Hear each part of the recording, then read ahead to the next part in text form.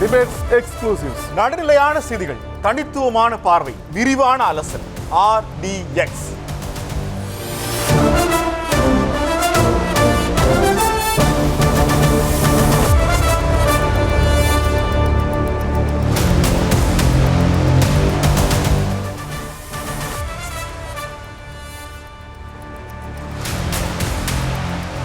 தமிழகத்தின் தனித்துவமான தொலைக்காட்சியான news Tamil 24/7 RDX என்கிற புதிய நிகழ்ச்சியை இன்று துவங்குவதில் பெருமை கொள்கிறது.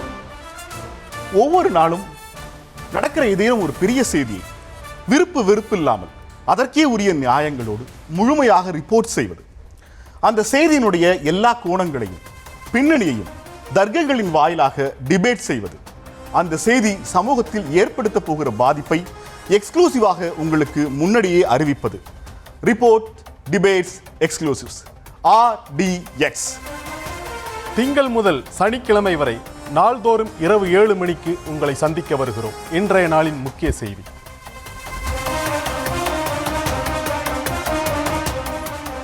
எடப்பாடி பழனிசாமிக்கு எதிராக போர்க்கொடி தூக்கிய முன்னாள் அமைச்சர் செங்கோட்டையன் 10 நாட்களுக்குள் நீக்கப்பட்டவர்களை மீண்டும் சேர்க்க வேண்டும் என கெடு விதித்ததால் கட்சி பதவிகளை தடாலடியாக பறித்த எடப்பாடி பழனிசாமி பதவி நீக்கம் குறித்து கொஞ்சமும் கவலைப்படாமல் ஆதரவாளர்களை அணி திரட்டும் செங்கோட்டையன். உருவாகிறதா 5வது அணி?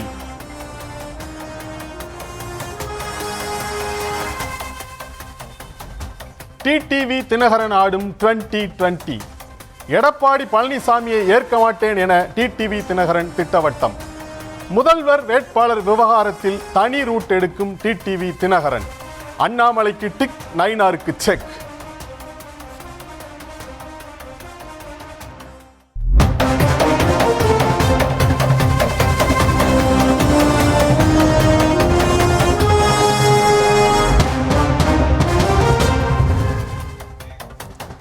அதிமுக பொதுச் செயலாளர் எடப்பாடி பழனிசாமியை அரசியலுக்கு கரம் பிடித்து கொண்டு வந்தவர் முன்னாள் அமைச்சர் செங்கோட்டையன்.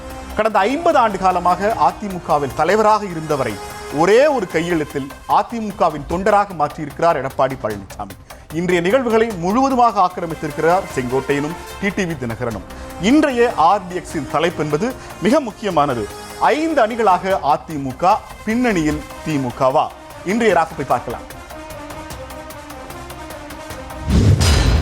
பிரிந்து சென்றவர்களை கட்சியில் இணைக்க வேண்டும் என வலியுறுத்தி 10 நாள் கெடு விதித்திருந்த செங்கோட்டையனின் கட்சி பதவிகளை பறித்து அடிப்படை உறுப்பினராக மட்டுமே விட்டிருக்கிறார் எடப்பாடி பழனிசாமி. கிட்டத்தட்ட 50 வருடங்கள் தலைவராக இருந்த செங்கோட்டையனை தொண்டராக மாற்றியிருக்கிறார். இதற்கு மகிழ்ச்சி தெரிவித்த செங்கோட்டையன் பிரிந்து சென்றவர்களை ஒன்றிணைக்கும் பணி தொடரும் என்று திட்டவட்டமாக தெரிவித்திருக்கிறார். தேர்தல் நெருங்கி வரும் நேரத்தில் அதிமுகவின் உட்கட்சி சண்டை வலுத்து வருவது அந்த கட்சிக்குள் பெரிய சலசலப்பை உண்டாக்கி இருக்கிறது. அதிமுக ஒருங்கிணைப்பை அதிமுக நிர்வாகிகள் மட்டுமல்லாமல் பாஜகவும் வலியுறுத்தியும் அதை ஏன் ஏற்க மறுக்கிறார் எடப்பாடி பழனிசாமி? செங்கோட்டையனுடன் சேர்ந்து அதிமுக ஒருங்கிணைப்பை எடப்பாடி பழனிசாமியிடம் வலியுறுத்திய 5 முன்னாள் அமைச்சர்களின் நிலைப்பாடு இனி என்னவாக இருக்கும்? பதவி நீக்கத்தை மகிழ்ச்சி என்று செங்கோட்டையன் சொல்வதன் உள்ளர்த்தம் என்ன? செங்கோட்டையன் மீதான நடவடிக்கை அதிமுகவுக்குள் என்ன தாக்கத்தை ஏற்படுத்தும் போன்ற கேள்விகளுக்கு விடை தேடுகிறது இன்றைய RDX. ரகுமான் சார், எனக்கு 2016ஆம் ஆண்டு சட்டமன்ற தேர்தலில் அண்ணா திராவிட முன்னேற்ற கழகம் பெற்ற மொத்த வாக்குகள் ஏறக்குறைய 40%. 2024 கடைசியாக எடப்பாடி பழனிசாமி தலைமையிலான அதிமுக பெற்றிருப்பது 20%. சரி பாதியாக அதிமுகவினுடைய வாக்குகள் சரிந்திருக்கிறது. ஒரு அதிமுக தொண்டனாக இந்த கட்சி மீண்டும் பலம் பெற வேண்டும், வலிமை அடைய வேண்டும் அப்படின்னு நினைக்கிறது ஒவ்வொரு தொண்டனுடைய நிர்வாகியினுடைய கனவு. அந்த கனவை செங்கோட்டையன் பொது வெளியில எக்ஸ்பிரஸ் பண்ணியிருக்காரு.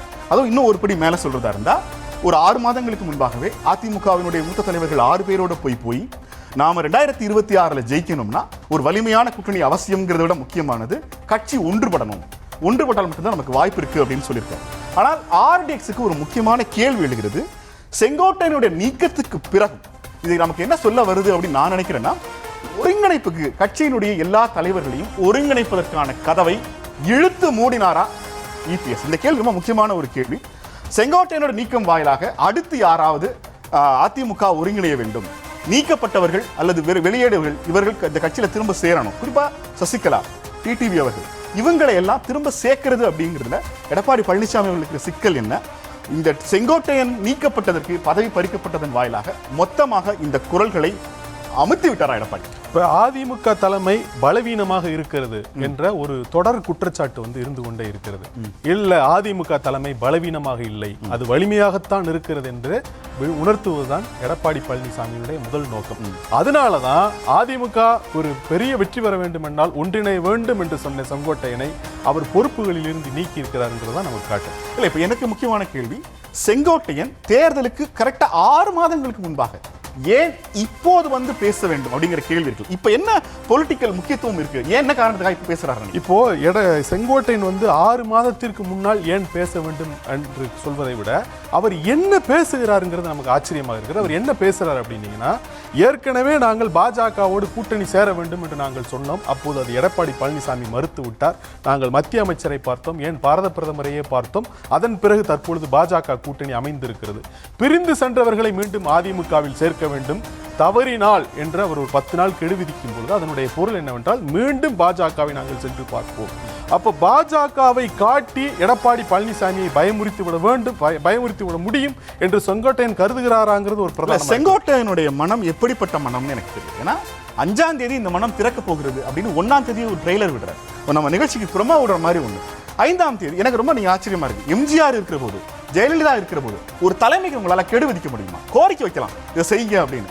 அதிமுகவினுடைய பொதுக்குழுவால் முற்றிலுமாக ஏற்றுக்கொள்ளப்பட்டு ஓபிஎஸ், டிடிவி சசிகலா இவர்கள் எல்லாம் வெளியேற்றியதாக தீர்மானம் நிறைவேற்ற பிறகு அவங்க எல்லாம் திரும்ப கட்சிக்குள்ள கொண்டு வரணும்னு கோரிக்கை வைக்கிறதும், எடப்பாடி பழனிசாமி 10 நாட்களுக்குள் இதற்குள் முடிவெடுக்காவிட்டால் உங்களோட நான் அண்ணன் தண்ணி புழங்க மாட்டேன், உங்களோட பிரச்சாரத்துக்கு வர மாட்டேன்னு சொல்றது என்ன விதமான மிரட்டல் அரசியல்னு ஒரு பார்வை இருக்கு. நிச்சயமா இப்போ எடப்பாடி பழனிசாமியை பார்த்து அவர் கெடு விதிக்கிறார் என்று, கெடுவை நிறைவேற்றவில்லை என்றால் என்ன செய்வேன் என்று அவர் சொல்கிறார். அதை நம்ம சேர்த்து பார்க்கும் பொழுது கட்சியில் தன்னை போல ஒருமித்த கருத்து கொண்டவர்கள் இருக்கிறார்கள், அவர்களை எல்லாம் சேர்த்து கொண்டு தான் நினைத்ததை செய்து முடிப்பேன் என்று அவர் சொல்கிறார். இல்ல, அதிமுகவில் எடப்பாடி பழனிசாமி அவர்களிடம் சூப்பர் சீனியர் செங்கோட்டையன் அவர் இப்படிப்பட்ட ஒரு விஷயத்தை சொல்லியிருக்கிறாரு.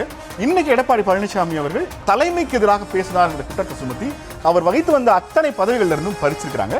இன்னைக்கு அவர் செய்தியாளர் சந்திச்சு சொன்ன விஷயம் அவர் நேற்று சொன்னதை விட ரொம்ப மோசமான ஒன்றாக இருக்கிறது. என்ன சொல்லியிருக்காரு பார்க்கலாம்.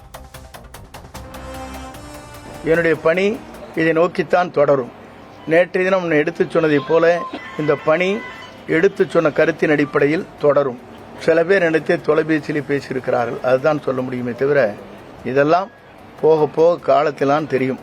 10 நாட்களுக்குள் இந்த பணியை துவங்க வேண்டும். இல்ல, எனக்கு புரியல. ஒரு 50 ஆண்டு காலமாக கட்சியில் இருக்கிறவர் கட்சியை விட்டு நீக்கின பிறகும் என்னுடைய இந்த பணி தொடரும்னா அதிமுகவில் பிரிந்து போனவர்களை ஒன்று சேர்ப்பேன், எனக்கு போன் பேசிட்டு இருக்காங்க, எனக்கு வாட்ஸ்அப்ல மெசேஜ் பண்ணிட்டு இருக்காங்க அப்படிங்கிற தகவல் கிட்டத்தட்ட எடப்பாடி பழனிசாமிக்கு எதிரான ஒரு திட்டமிட்ட கலகக்குரல் மாதிரி தெரியலையா? இப்போ செங்கோட்டையனுடைய பாதை அவர் எடுத்து வைத்திருக்கிற முதல் பாதை அல்ல, அல்லது முதல் அடி அல்ல. ஏற்கனவே இதே பாதையில் சென்றவர்கள் என்ன செய்திருக்கிறார்கள் நம்ம பார்க்கணும். என்ன செஞ்சிருக்கிறாங்க? ஓபிஎஸ் என்ன செஞ்சிருக்கிறாரு, டிடிவி தினகரன் என்ன செஞ்சிருக்கிறாரு, ஈவன் சசிகலா என்ன செஞ்சிருக்கிறாங்க அப்படின்னு பார்க்கும் பொழுது இந்த கோரிக்கைகள் அல்லது இது போன்ற அதிமுக தலைமையை நோக்கி பேசிய பேச்சுகள் எல்லாமே அவங்க ஒரு தனி அணியாக செயல்படுவதெல்லாம் கொண்டு போய் விட்டுருக்கு என்பதை தான் நம்ம பார்க்கிறோம். அப்போ இப்ப இந்த செங்கோட்டையனை பொறுத்தவரையில அவர் கட்சி பொறுப்புகளிலிருந்து அவர் பறிச்சிட்டார், கட்சி பொறுப்புகள் பதவிகளை எல்லாம் பறிச்சிட்டார். இப்ப அவர் வெறும் அடிப்படை உறுப்பினராகத்தான் நீடிக்கிறார். அந்த அடிப்படை உறுப்பினர் பொறுப்பில் கூட அவரை ஏன் விட்டு வைத்திருக்கிறார்கள்? அவர் எம்எல்ஏங்கிற ஒரே காரணம் தான். இல்லைன்னா அதையும் கூட நீக்கி இருப்பார்கள் என்று சொன்னதன் பிறகும் இவர் இந்த பணியை தொடர்வேன் என்று சொன்னால் ஏற்கனவே சென்றவர்களுடைய அதே பாதையில் இவர் செல்ல போகிறாரா, மேலும் ஒரு அதிமுக அணியை உருவாக்க போகிறாராங்கிற கேள்விக்குள்ளதான் நம்மளை கொண்டு போய். நேற்று அவர் செய்தியாளரை சந்திக்கிற போது ரொம்ப தெளிவா சொல்றாரு, தனக்கு எதிராக ஆளுநரை சந்தித்து ஊழல் குற்றச்சாட்டை வைத்த சோமசுந்தரம் அவர்களையே கட்சியில சேர்த்துக்கிறார். தனக்கு எதிராக பேசிய காளிமுத்து, ஆரம் வீரப்பனை எல்லாம் ஜெயலலிதா சேர்த்துக்கிறாங்க. எம்ஜிஆரையும் ஜெயலலிதாவை விடவா வலிமைக்க தலைவர் எடப்பாடி பழனிசாமி.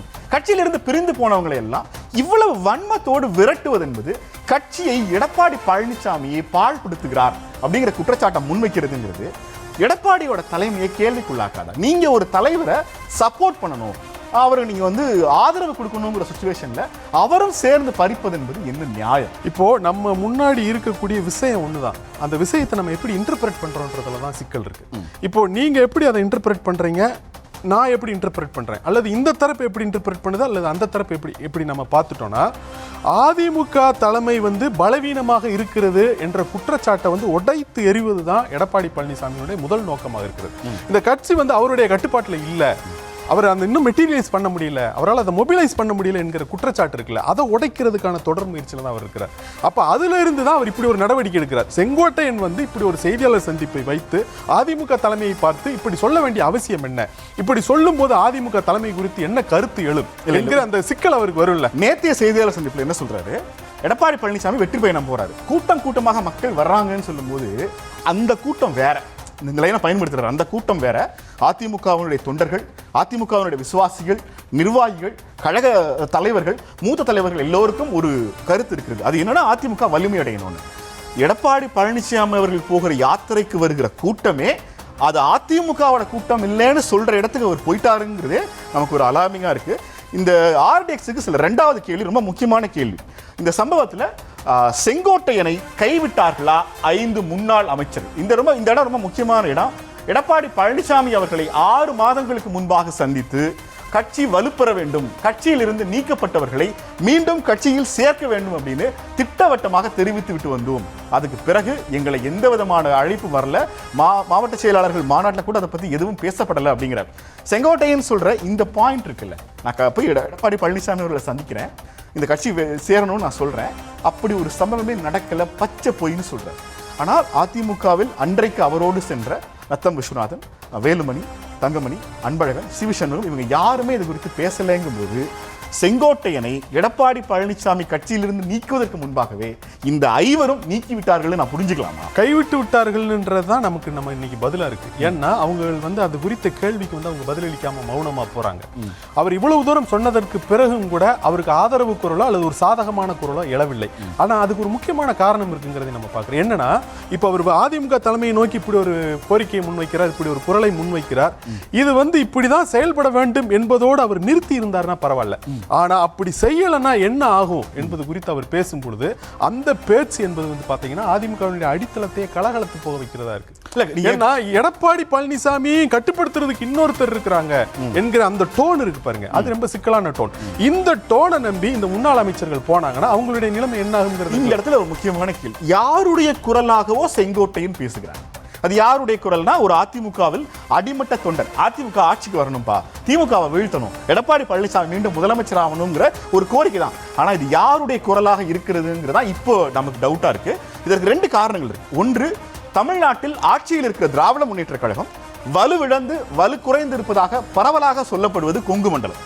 கடந்த தேர்தலில் மொத்தமா வாஷ் அவுட், ஏறக்குறைய அதிமுக வென்ற 75 தொகுதிகள், அந்த கூட்டணி வென்ற 75 தொகுதிகளில் பெரும்பாலானவை கொங்கு மண்டலம். ஆனா கடந்த 5 ஆண்டுகள்ல திமுக எவ்வளவோ பெரிய முயற்சிகளை செய்து பார்த்தும் கொங்கு மண்டலத்தில் ஒரு வலிமையான திமுக தலைவரை அவர்களால் இப்போது வரை உருவாக்க முடியவில்லை. அப்கோர்ஸ் செந்தில் பாலாஜி நிறைய ஒர்க் பண்ணிட்டு இருக்கிறாரு, முத்துசாமி இருக்கிறார். ஆனால் அதிமுகவும் பாஜகவும் என்ற பெரிய அளவிலான வெற்றியை திமுகவால் பெற முடியவில்லை. இப்போ நமக்கு என்ன ஒரு டவுட் வருதுன்னா, திமுக கொங்கு மண்டலத்தில் தனது கட்சியை வளர்ப்பதற்கு தாண்டி அது ஒரு முடியலனா வலிமையாக இருக்கிற அதிமுகவை வலுவிழக்க செய்வதற்கான முதல் கருவியா செங்கோட்டையன். இப்போதே அதிமுக தொண்டர்கள் சமூக வலைதளங்கள்ல செங்கோட்டையின் பக்கம் பின்னால் நிற்பது திமுக. எனக்கு சொல்லுங்க, செங்கோட்டையின் பின்னால் நிற்பது திமுகவா பாஜக? இப்போ யூசுவலா இந்த கேள்வி முடிச்சிடறேன். டிடிவி, ஓபிஎஸ், சசிகலா இவர்கள் எல்லோருக்கும் பின்னாலும் பாஜக இருக்கிறது. ஏன்னா டிடிவி சொல்றாரு, ரொம்ப குறைந்தபட்சமா அதிமுகவை ஒருங்கிணைக்க வேண்டும் என்று அமித்ஷா விரும்புகிறார் அப்படின்னு. இப்ப செங்கோட்டையனுடைய குரல் அமித்ஷாவினுடைய குரலா, செங்கோட்டையனுடைய இந்த நிகழ்வு திமுக திட்டமிட்டதா? இப்போ நம்ம அவர் செங்கோட்டையனுடைய குரல் யாருடைய குரல் என்று அந்த கேள்வி எழுவதற்கு முன்னர் அவருக்கு பதில் சொல்றாரு. என்னன்னா, அது தன்னுடைய குரல் மட்டுமல்ல, தொண்டர்களுடைய குரல், தமிழகத்தில் ஆட்சி மாற்றத்தை விரும்புகிற மக்களினுடைய குரல் அப்படின்னு சொல்றாரு. அதனுடைய பொருள் என்னன்னா, நான் மண்டபத்தில் எங்கிருந்து எழுதி வாங்கிட்டு வரல என்பதான் அதனுடைய பொருள். ஆனா அப்படி மண்டபத்திலிருந்து தான் அவர் எழுதி வாங்கி வந்திருப்பார் என்ற சந்தேகத்தை தான் தொடர்ச்சியாக எழுப்புறாங்க. ஆனா அது எந்த மண்டபத்திலிருந்து அவர் எழுதி வாங்கிட்டு வந்தாரு அப்படி? இப்போ நீங்க அவர் சொல்லக்கூடிய அந்த விஷயங்கள் இருக்குல்ல, அது யதார்த்தத்திற்கு புறம்பாக இருப்பதாக ஒரு விமர்சனம் இருக்கு. என்னன்னா, கடந்த தேர்தலில் ஒருவேளை பாஜகவோடு கூட்டணி வைத்திருந்தால் 30 தொகுதிகளில் வென்றிருக்கும் அந்த கூட்டணின்னு அவர் சொல்றாரு. அதற்கு என்ன தரவுகள் அவர்கிட்ட இருக்கு? ஆனா 2021 தேர்தலில் அவங்க நிற்கும் பொழுது இவங்க ஏன் வந்து பெரிய பின்னடைவை சந்திச்சாங்கன்னா அதுக்கு பாஜகவோடு கூட்டணி வைத்தது தான் காரணம்னு ஜெயக்குமார் சொல்றாரு, சிவி சண்முகம் சொல்றாரு, திண்டுக்கல் சீனிவாசன் சொல்றாரு. அப்போ அதை பார்த்து அவங்க ஒதுங்கி போயிட்டாங்க. பல இடங்களில் பிரச்சாரத்துக்கு இவங்க பாஜக காரங்களை கூப்பிட்டுட்டே போகல என்ற நிலை இருக்கும் பொழுது பாஜகவோடு கூட்டணி வைத்திருந்தால் நாம 30 தொகுதிகளை வெற்றி பெற்றிருக்கலாம் செங்கோட்டையன் சொல்லும் பொழுது அது யதார்த்தத்திற்கு புறம்பானதாக இருக்கு. எனக்கு ரொம்ப ஆச்சரியமா இருக்கு. அதிமுக ஒருங்கிணைன்னு சொல்றவங்க, அதிமுக வலிமை அடையணும்னு சொல்ற எல்லாருமே பாஜகவோடு கூட்டணி வைக்க வேண்டும் என்பதில் சந்தேகமே இல்லாமல் இருக்கிறார்கள். ஆர்டிஎக்ஸ்க்கு எழுந்திருக்கிற மூன்றாவது கேள்வி என்ன அப்படிங்கிறத பார்க்கலாம். ஒருத்தர் பதவி விட்டு தூக்குனாங்கன்னா ஐயோ பதவி போயிருச்சேன்னு அவங்க அலறணும். ஆனா இதுல என்னன்னா சிரிச்சுக்கிட்டே சொல்றாரு பதவி நீக்கத்தை மகிழ்ச்சின்னு சொல்றாரு செங்கோட்டையன். நீங்க சொல்லுங்க, உங்கள்கிட்ட ஒரு பதவி இருக்கு, அந்த பதவியை உங்கள்கிட்ட இருந்து பிடிங்கிட்டாங்கன்னா நம்ம வருத்தப்படுவோம். ஒருவேளை அதை மகிழ்ச்சின்னு சொன்னீங்கன்னா உங்களுக்கு அதை விட வலிமையான ஒன்று ஏதோ இருக்கிறது. செங்கோட்டையனுக்கு வாய்ப்புகள் என்ன, அடுத்த ஆப்ஷன்ஸ் என்ன? நான் வந்து ஒன்று திரட்ட போறேன், இது என்ன மாதிரி யோசிக்கிற ஆட்களை ஒன்று திரட்ட போராட்டங்கிறாரு. இதுக்கு முன்பாக அப்படி ஒன்று திரட்ட போன சசிகலா, டிடிவி அவர்கள், ஓபிஎஸ் இவர்கள்லாம் தற்போது எங்க இருக்கிறார்கள்னு பார்த்த பிறகும் நானும் அதை செய்வேன்னு சொல்ற அளவுக்கு செங்கோட்டையனை நான் குறைச்சி மதிப்பிடலை. ஏன்னா தமிழ்நாட்டில் 50 ஆண்டு காலமாக உரத்து கூட பேசாத நபர், எதிர்கட்சிகளை கூட அவ்வளவு மோசமாக விமர்சிக்காத ஒரு நபர் கலயக்குரல் எழுப்பி வெளில வந்திருக்காருன்னா, பதவியை விட்டு நீக்கின பிறகு மகிழ்ச்சின்னு சொல்றாருன்னா something wrong, something fundamentally wrong. இந்த செக்மெண்ட்ல இந்த மகிழ்ச்சிங்கிறத மட்டும் நீங்க என்ன நினைக்கிறீங்க? Goal achieved, goal achieved, that's all. ஆமா, ஆனா அது என்ன கோல்ங்கிறத நம்ம பொறுத்து இருந்துதான்.